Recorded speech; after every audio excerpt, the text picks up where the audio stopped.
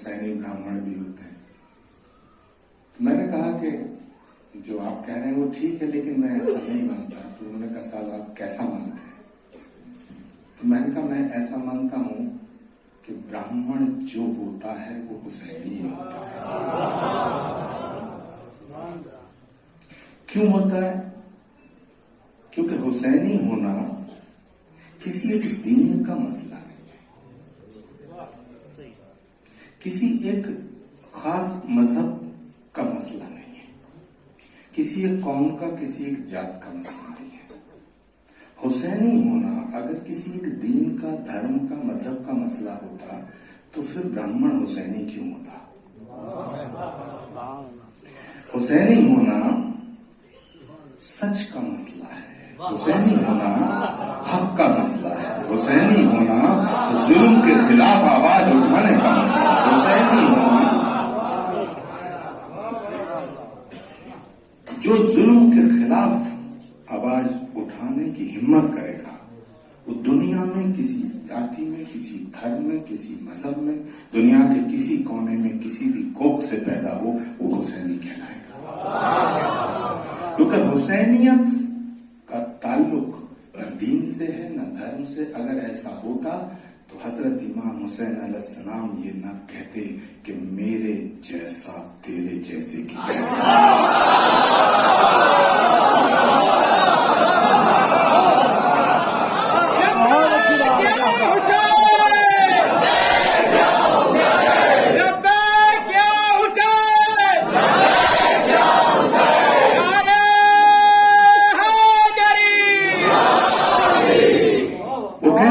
थे कि मैं तेरी बैठ नहीं करूंगा। अगर वो ही कहते तो बात दूसरी थी। उन्होंने कहा मेरे जैसा, तेरे जैसे की। इसका मतलब है ये ख्यालात का मसला है, ये आइडियोलॉजी का मसला है। तो दुनिया में दो तरह के लोग हैं, एक वो जो यजीदियत को फॉलो करते हैं, एक वो जो हुसैनियत। आज मैं बहुत जिम्मेदारी से बात कहूंगा। अगर एक तारीखी नजरिए से देखा जाए तो हजरत इमाम हुसैन अलैहिस्सलाम करबला में शहीद हुए। अगर कोई कहे कि हजरत इमाम हुसैन अलैहिस्सलाम की शहादत हुई, तो जब उनकी शहादत हुई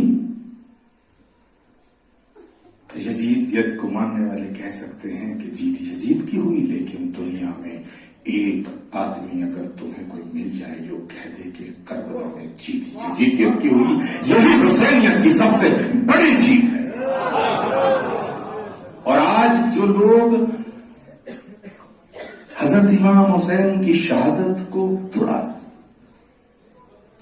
छुप छुप के बयां करते हैं, वो भी अपनी औलाद का नाम यजीद नहीं रखते।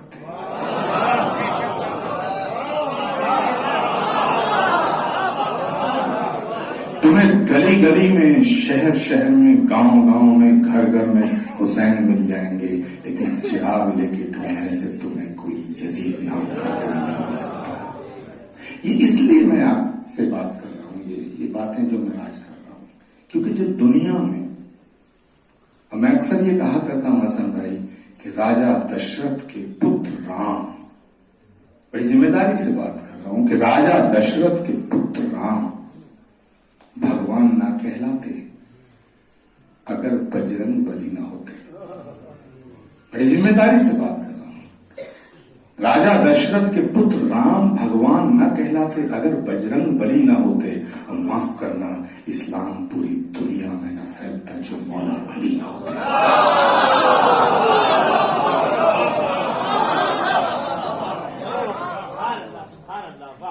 अल्लाह ताला ने जब ये फैसला लिया होगा कि मुझे अपने मैसेज को, मुझे अपने पैगाम को अपने बंदों तक पहुंचाना है, एक उसके लिए नबी का, अपने रसूल का उनको ख्याल आया होगा तो जिब्रील को माध्यम चुना और जिब्रील से मैसेज दिलवाया कि तुम मेरे रसूल हो। हम सब मानते हैं कि अल्लाह के रसूल पैगंबर इस्लाम हुजूर सल्लल्लाहु अलैहि वसल्लम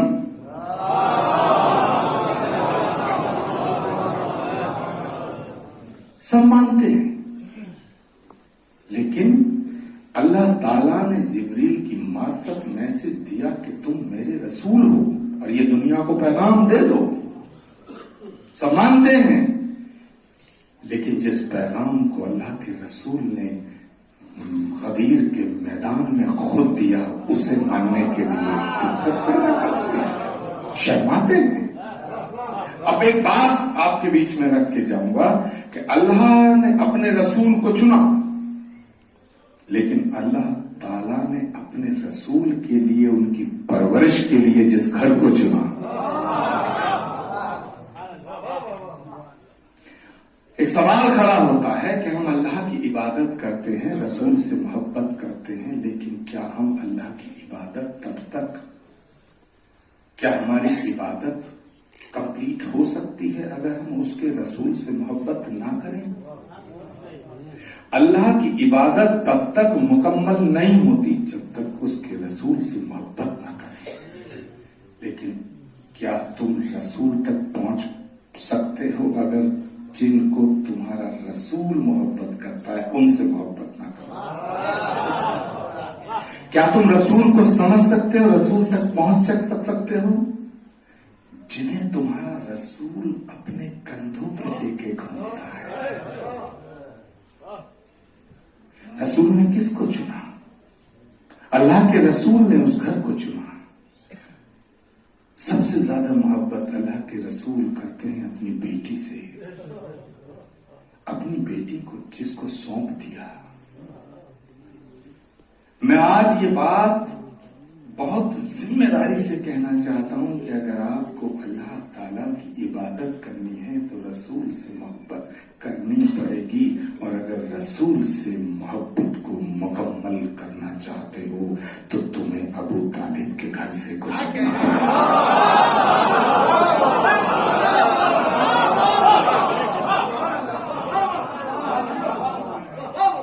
तुम्हें अबू तालिब के घर से गुजरना पड़ेगा। और ये मैं नहीं कहता, खुद आपके रसूल फरमाते हैं कि अगर मैं शहर हूं तो अली मेरा दरवाजा है। ये रसूल फरमाते हैं कि जिसका मैं मौला उसका अली मौला। मेरे दोस्तों, दुआ करते हैं इस बारगाह से पूरे मुल्क के लिए, पूरी दुनिया के लिए, पूरी कायनात के लिए, क्योंकि हालात बहुत खराब हैं। मेरे साथ शरीक होइएगा दुआ में। मैं पढ़ना चाहता हूं कि मेरे मौला मेरी दुआ सुन ले, मेरे मौला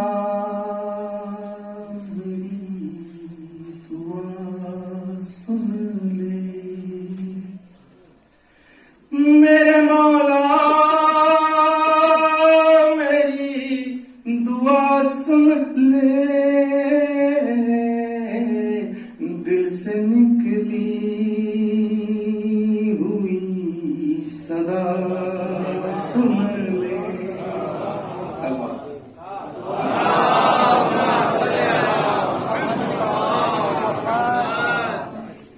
दिल से निकली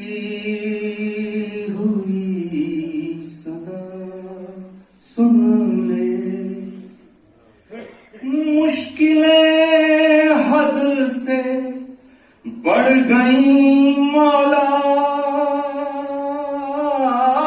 मुश्किलें हद से बढ़ गई मौला,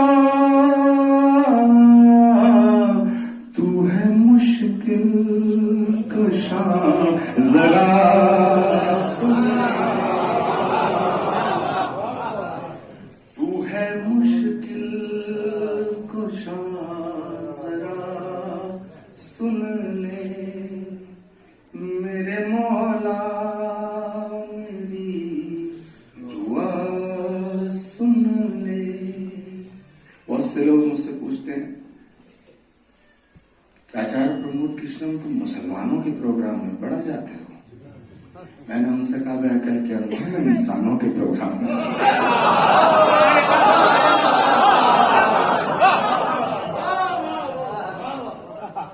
हसन भाई पिछले 1 महीने से हर तीसरे दिन फोन करके मुझे बात करते थे, आचार्य जी वो 27 तारीख का। मैं भाई मुझे याद है। और अगर हजरत सैयदा के दरबार में आना, उनकी बारगाह में आने की भी याद दिलानी पड़े तो फिर आचार्य प्रमोद कृष्णन में औरों में फर्क क्या लगा।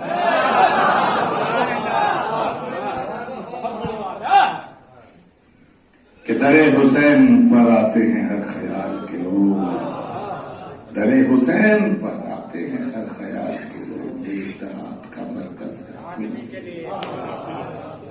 तो मैं ये बात ये इसलिए आपके बीच में कर रहा हूँ। धौलनी में कई बार तो आ चुका हूँ। ये घर मेरा अपना घर जैसा है। हसन भाई का मेरा जो रिश्ता है वो तब का है जब मैं बाबा भी नहीं बना था। और मेरे ख्याल से 35-36 साल पहला जब हम लोग कॉलेज पॉलिटिक्स से निकले थे। और मौला का करम है, ईश्वर की कृपा है कि तब से लेके आज तक कोई ऐसा दिन नहीं गया होगा जहां इन रिश्तों में थोड़ा बहुत भी फर्क कभी आया हो, मुझे याद नहीं। और दुआ कीजिए ये रिश्ते का कयामत तक कैसे। मैं क्योंकि वक्त की थोड़ी सी प्रॉब्लम है और 5 बजे दिल्ली पहुंचना है। अभी हजरत हमारे अंसार साहब मुझे बार बार घूर के देख रहे हैं, लेकिन मैं 2-4 मसले इस बारगाह में आपकी नजर करके जाता हूँ कि बहुत से लोग ये सोचते हैं कि हजरत इमाम हुसैन अलैहिस्सलाम सिर्फ मुसलमानों के हैं। मैं ये बात कतई मानने को तैयार नहीं, क्योंकि जब कोई मोहब्बत की बात करता है, जब कोई खिदमत की बात करता है, जब कोई इबादत की बात करता है, तो वो फिर पूरे आलम के लिए करता है, किसी एक परिवार के लिए, किसी एक शख्स के लिए नहीं करता। और अगर ऐसा होता, ऐसा ना होता तो फिर पैगंबर इस्लाम हुजूर सल्लल्लाहु अलैहि वसल्लम को भी रहमतुल मुसलमीन कहा जाता। उन्हें रहमतुल मुसलमीन नहीं कहा गया, रहमतुल आलमीन कहा गया। और हजरत अली अलैहिस्सलाम को मौलाए मुसलमीन नहीं कहा गया, मौलाए कायनात कहा गया। तो इसलिए जो जितना उन पर आपका हक है उतना उन पर हमारा भी हक है। मैं ऐसा मानता हूं कि कोई भी सूफी, संत, रसूल, पैगंबर, ऋषि, मुनि, महात्मा, अवतार किसी एक कौम के लिए नहीं आता, किसी एक मुल्क के लिए नहीं आता। वो आता है तो पूरे आलम के लिए आता है, पूरी कायनात के लिए आता है। इसीलिए मर्यादा पुरुषोत्तम भगवान श्री राम को मर्यादा हिंदू नहीं कहा गया, मर्यादा पुरुषोत्तम कहा गया। और उन्हें रहमतुल मुसलमीन नहीं कहा गया, रहमतुल आलमीन कहा गया। तो मेरे दोस्तों, वो जितना तुम्हारे हैं उतना हमारे हैं। मैं हजरत अली अलैहिस्सलाम की शान में तुमसे रुखसती चाहूंगा, आपसे मिलना चाहूंगा कि समंदर दर्द का अंदर मगर मैं पी नहीं सकता,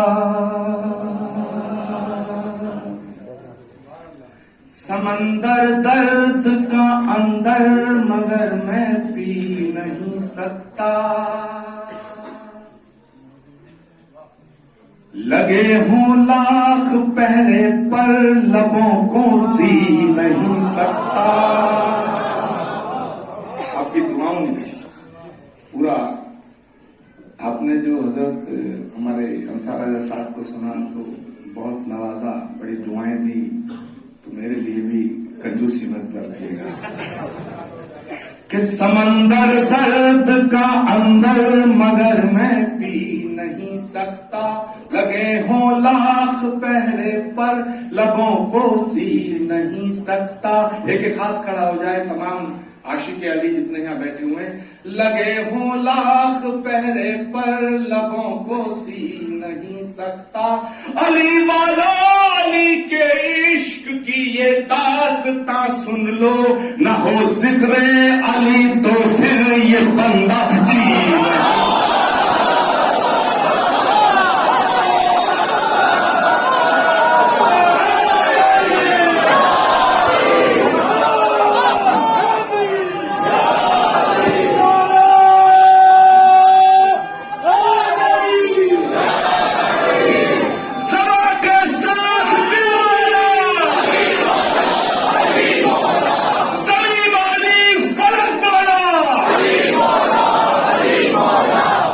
लगे हो लाख पहरे पर लबों को सी नहीं सकता। अली वालो अली के इश्क की ये दास्तां सुन लो, अगर जिक्र अली ना हो तो बंदा जी नहीं सकता। और मेरे सीने की धड़कन है, मेरी आंखों के तारे हैं। एक हाथ खड़ा हो जाए कि आप मुझे बहुत मोहब्बत करते हैं, मैं आपको मोहब्बत करता हूं, हम सब मिलके हजरत अली अलैहिस्सलाम से मोहब्बत करते हैं, हम दीवाने हैं। और ये बात अगर हसन साहब कहें तो बड़ी बात नहीं, मौलाना अंसार रजा साहब कहें तो बड़ी बात नहीं, मेहंदीपुर साहब कहें तो बड़ी बात नहीं, ये बात आचार्य प्रमोद और इस दौर में कहे और डंके की चोट पे कहे और कैमरे के नजर के सामने कहे कि मेरे सीने की धड़कन है, मेरी आंखों के तारे हैं। सहारा बेसहारों का नबी के वो दुलारे हैं। सहारा बेसहारों का नबी के वो दुलारे हैं। समझ कर तुम फकत अपना उन्हें तकसीम ना करना, अली जितने तुम्हारे हैं अली उतने।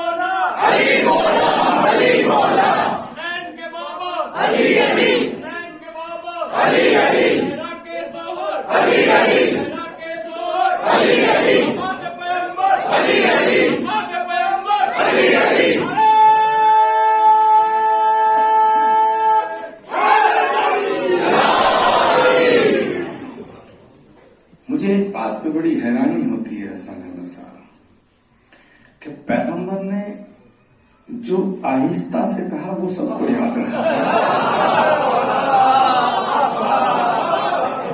जरा मौलाना अंसार साहब को देखने तो जरा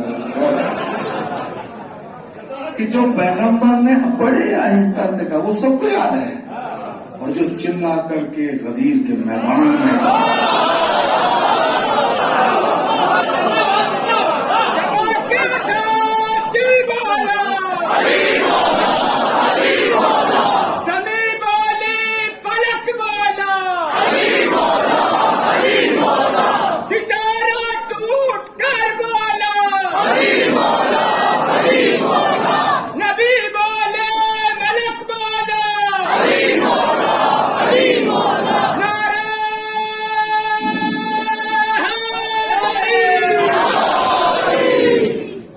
आज मेहंदीपुर साहब ने तशरीफ फरमाया, पूरी दुनिया को एक यहाँ से मैसेज जाना चाहिए। मैं दरख्वास्त करना चाहता हूँ सऊदी हुकूमत से और हिंदुस्तान की सरजमी से एक पैगाम देना चाहता हूँ वहाँ की हुकूमत को कि हजरत सैयदा की जो जहाँ जन्नतुल बाकी को खत्म करने की, मिटाने की जो कोशिश हुई है, गुजारिश है, हमारी प्रार्थना है, हमारी मांग है, हमारा मुतालबा है सऊदी हुकूमत से कि उस पर दोबारा गौर करे और उसका कोई ठोस फैसला ले, जिसमें तमाम दुनिया में जो लाखों करोड़ों लोग उनसे मोहब्बत करते हैं, उनके जज्बातों को जो ठेस लगी है, जो लग रही है, कम से कम उस जख्म में थोड़ा सा मरहम लगे। तो मैं यहां से मांग करना चाहता हूं, हज़रत अली की शान में बस तो मिसरे और पढ़ के आपसे इजाजत चाहूंगा कि फलक से जो उतर आया,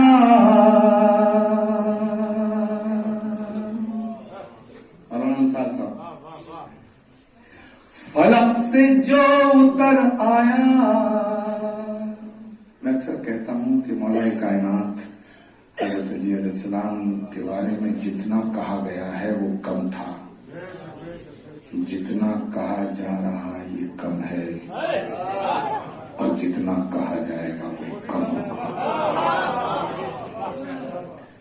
हज़रत अली को मुझे नहीं लगता कि किसी ने समझा है, अगर किसी ने समझा है तो शायद वो 3 लोग हैं, या वो 3 नाम लिए जा सकते हैं, या तो अल्लाह ने समझा होगा, या उसके रसूल ने, या फिर खुद अली ने।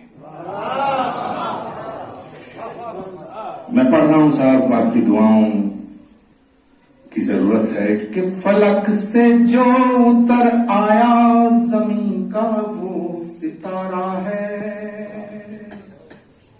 मौला की शान में पढ़ा, फलक से जो उतर आया जमीन का वो सितारा है, जिसे समझा नहीं कोई खुदा का वो इशारा है। बड़ी जिम्मेदारी से एक एक आपसे चाहूंगा कि उसे पकड़ें। मैं क्या कहना चाहता हूं, उस बात को पकड़ें कि जमीन का वो सितारा है, जिसे समझा नहीं कोई खुदा का वो इशारा है। और अगले मिसरे पे मेरे दोस्तों सबके हाथ खड़े हो जाने चाहिए दुआ के लिए कि खुदा का वो इशारा है। नबी नूरे खुदा है तो अली नूरे नबी समझो, नबी नूरे खुदा है तो अली नूरे नबी समझो, न इससे कम गवारा था, न इससे कम, न इससे कम गवारा था, न इससे कम गवारा है। बहुत बहुत शुक्रिया, दुआओं में याद रखिएगा। एक बार नाराए सलवात जो उससे मुझे विदा कीजिएगा।